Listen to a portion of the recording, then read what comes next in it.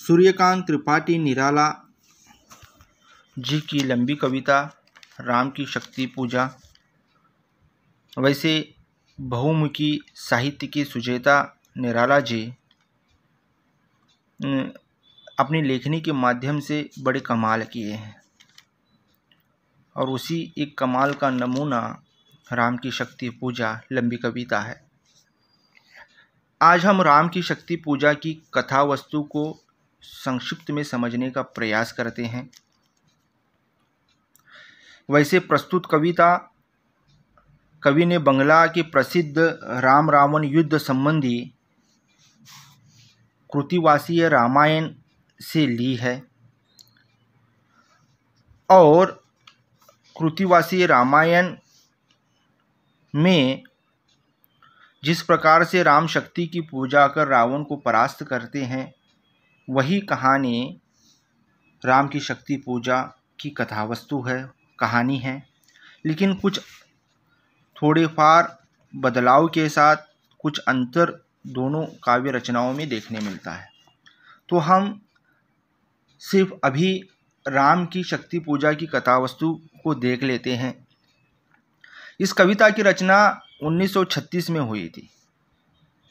काव्य सौंदर्य की दृष्टि से यह कविता आधुनिक हिंदी साहित्य की विशेषता छायावाद काव्य की प्रगति की सीमा मानी जा सकती है। इसमें राम रावण की युद्ध के वर्णन के साथ व्यक्ति राम के अंतर्द्वंद को दिखाया गया है। तो ये रामायण का एक प्रसंग नहीं है, राम रावण की युद्ध का प्रसंग तो है, लेकिन आम आदमी का जो अंतर्द्वंद है, आम आदमी की जो पीड़ा है, वो निराला जी ने राम के माध्यम से राम की शक्ति पूजा में दिखाने का प्रयास किया है। कविता की शुरुआत होती है, रवि हुआ अस्त, ज्योति के पत्र पर लिखा अमर, रह गया राम रावण का अपराजय समर। तो दिन भर के घमासान राम रावण के युद्ध के पश्चात सूर्य अस्त हो गया है और जैसे ही नियम है कि सूर्य अस्त होते ही युद्ध को विराम लगता है। दिन के हृदय पर आज राम रावण का अनिर्णित एवं अमर युद्ध लिखा रह गया कि इस युद्ध का कोई परिणाम न निकला। दोनों ओर के योद्धा तेज हाथों से धनुष्य पर बाण चढ़ाकर चलाते थे, जिनकी गति बहुत तेज थी। वे बाण सैकड़ों भालों को रोकने में समर्थ थे। उनकी आवाज़ से नीला आकाश गूंज रहा था। प्रत्येक पल नए नए व्यूह बदले जा रहे थे। शत्रु से अनेक प्रकार के कौशल्य का भेदन किया जा रहा था और ये दोनों तरफ से हो रहा था। और ये कौशल्य दिखाने का प्रयोग रावण के पक्ष की तरफ से भी हो रहा था और राम के पक्ष की तरफ से भी हो रहा था। राम की सेना राक्षस सेना की कुशलता को नष्ट कर रही थी। क्रुद्ध वानर भयानक शब्द करते हुए राक्षस सेना पर टूट रहे थे। अपने बाणों को लक्ष्य भ्रष्ट देखकर कमल नयन राम की आंखों से क्रोध की आग निकलने लगती थी और वह लाल आंखों से रावण के अहंकार का नाश करने के लिए आगे बढ़ते थे। राम अत्यंत कुशलता के साथ आक्रमण करते थे और रावण इस आक्रमण को विफल कर देता था। इस प्रकार 2 प्रहर बीत गए। तो प्रहार और उस प्रहार को विफल, इधर से राम बाणों की वर्षा कर रहे हैं और उनके हर प्रकार से बाणों को विफल रावण कर रहे हैं और जिसके कारण राम जो हैं क्रोधित हो गए हैं। और इस प्रयास में 2 प्रहर बीत गए। दुस्साही रावण वानर सेना के बल के विस्तार को मसल रहा था। विश्व को जीतने का सामर्थ्य रखने वाले राम अपने दिव्य बाणों की लक्ष्य भ्रष्टता को आश्चर्यचकित होकर देख रहे थे। राम का शरीर रावण के बाणों से बिंधा हुआ था। क्रोध के कारण वे अपनी मुट्ठी में धनुष को कसे हुए थे। उनके शरीर से रक्त की प्रबल धारा वेग से बह रही थी। रावण इतनी भयंकर तथा कुशलता से युद्ध कर रहा था कि उसके प्रहारों को रोकना असंभव था। इसलिए बलवान वानरों की सेना विकल हो रही थी। सुग्रीव, अंगद, विभीषण, गवाक्ष, नल, गय आदि समस्त वानर नेता मूर्छित हो गए थे। लक्ष्मण और जांबवत असंख्य राक्षस योद्धाओं को रोकने के लिए प्रयत्न कर रहे थे। रण क्षेत्र में ऐसा कोलाहल मच रहा था मानो प्रलय समुद्र उद्वेलित होकर गर्जना कर रहा हो। इस कोलाहल के बीच केवल हनुमान जी ऐसे थे जो अपने होश में थे, जिन्हें देखकर ऐसा प्रतीत होता था मानो किसी विशाल ज्वालामुखी से अग्नि की लपटें निकल रही हो। इस प्रकार हनुमान 4 प्रहर तक रावण के साथ अकेले युद्ध करते रहे और सीता के भयभीत हृदय में आशा उत्पन्न करते रहे। इस प्रकार हनुमान रावण का दमन करते रहे। तो शुरू की पंक्ति में युद्ध का सजीव वर्णन निराला जी ने किया है और ये बताने का प्रयास किया है कि किस प्रकार से दोनों पक्षों की तरफ से युद्ध लड़ा जा रहा है और रावण की तरफ से राम के बाणों को विफल करते देख राम आश्चर्यचकित हो गए और उनको विश्वास नहीं हो रहा कि जो दिव्य बाण हैं, जो हर लक्ष्य को भेद सकते हैं, वो रावण को क्यों नहीं परास्त कर पा रहे। एक प्रश्न भी राम के मन में यहाँ पर उपस्थित हुआ है और रावण के बाणों से राम का शरीर भी घायल हो चुका है। उनके शरीर से रक्त की प्रबल धारा वेग से बह रही थी। तो इस प्रसंग के अंतर्गत हम ये देख सकते हैं कि यहाँ पर इस युद्ध में दोनों पक्षों में राम भले ही विष्णु के अवतार हैं, लेकिन यहाँ पर निराला ने उन्हें एक योद्धा के रूप में, एक मानव के रूप में खड़ा करने का प्रयास किया या खड़ा किया है और वो भी आहत हो रहे हैं रावण के प्रहारों से। दोनों दल, राम और रावण की सेना, अपने अपने शिविरों को लौटे।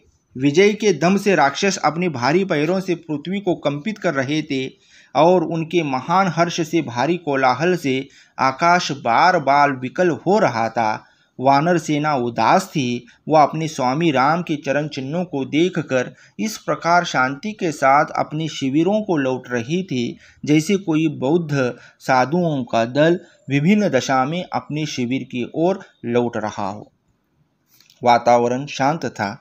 संध्या के समय झुके हुए मुख वाले कमल के समान चिंतातुर होकर आगे आगे लक्ष्मण चल रहे थे और उनके पीछे पीछे सारे वानर चल रहे थे। आगे आगे राम अपने मक्खन के समान कोमल चरणों को पृथ्वी पर टेकते हुए चले जा रहे थे। राम के धनुष की डोरी ढीली पड़ी हुई थी, कमरबंद भी ढीला था जिसमें तुनीर को रखते थे। दृढ़ता से बांधी हुई जटाएं और मुकुट अस्त व्यस्त थे और उनकी प्रत्येक लट खुलकर उनकी पीठ पर, बाहुओं पर और विशाल हृदय पर पड़ गई थी, जो इस प्रकार दिखाई दे रही थी कि मानो किसी दुर्गम पर्वत पर रात्रि का अंधकार उतर आया हो और राम की खिन्न आंखें उसमें कहीं दूर चमकने वाली ताराएं हों।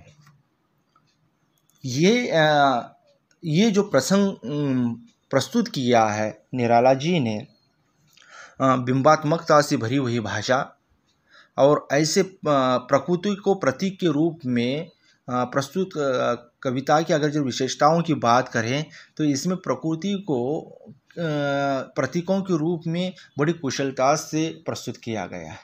और यहाँ पर राम के शरीर, बाहुओं पर फैले हुए बालों का चित्रण, पर्वत पर छाई हुई अंधेरे से करना और उनकी आँखों का चित्रण तारों से करना, ये भी एक अद्भुत कल्पना कही जा सकती है। रघुकुल मणि राम पत्थर की शिला पर बैठ गए। जब अपने रुकने की जगह पर वो पहुंच गए, शिविर की तरफ पहुंच गए, तब रघुकुल मणि एक राम जो है पत्थर की शिला पर बैठ गए और कुशल हनुमान उनके हाथ पैर धोने के लिए निर्मल जल कर लेकर आ गए। तो एक प्रसंग है कि हताश निराश होकर पत्थर पर बैठे हैं और अपने स्वामी के चरण धोने के लिए हनुमान तुरंत निर्मल जल लेकर आते हैं। वीर संध्याकालीन विधान तथा ईश्वरोपासना करने के लिए सरोवर के किनारे पर चले गए और वहाँ से जल्दी से लौट आए। सारे जो सेना है वो ईश्वर की उपासना करने के लिए जो समुद्र तट पर के तरफ चले गए थे, वो जल्दी जल्दी से लौटकर वापस आते हैं और अब वो सारे के सारे राम के सामने आकर खड़े हुए हैं और राम से वो कुछ सुनना चाहते हैं। राम की आज्ञा की प्रतीक्षा में उनको घेर कर बैठे हुए हैं। और बैठने में कौन है? राम के पीछे लक्ष्मण बैठे हुए थे, सामने विभीषण, धैर्यवान जाम्बुवत तथा सुग्रीव। चरण कमलों के पास हनुमान और अन्य सेनापति अपने अपने स्थानों पर बैठकर एकटक राम के कमल को जीत लेने वाले उस मुख की ओर देख रहे थे जो अपनी पराजय की खिन्नता से स्याह पड़ गया था। तो राम का जो चेहरा है जो हमेशा प्रफुल्लित रहता है, चमकता रहता है, और उनके चेहरे पर आज के इस युद्ध की पराभव की छटा साफ साफ नजर आ रही थी। वातावरण की गंभीरता का चित्रण करते हुए कवि आगे कहता है, अमावस्या की रात्रि है, आकाश गहरा अंधकार उगल रहा है, अंधेरे के कारण दिशाओं का कभी ज्ञान नहीं रहा, हवा का संचारण शांत है, पीछे न रोका जाने वाला विशाल सागर उद्वेलित होकर गरज रहा है, पर्वत किसी ध्यानमान तपस्वी की भांति शांत है और वहाँ पर केवल एक मशाल जल रही है। यह सारा वातावरण राम के मानसिक गांभीर्य का द्योतक है। तो इस प्रसंग को, इस प्रकृति के चित्रण में भी निराला जी ने गहराई, वातावरण की गहराई को प्रस्तुत करने के लिए प्रकृति का चित्रण सुंदरता से किया है, कुशलता से किया है। स्वभावतः ही शांत राम को बार बार संशय झचकोर रहा था कि वह इस जग के जीवन में ही रावण की विजय से भय से बार बार कांप उठते थे।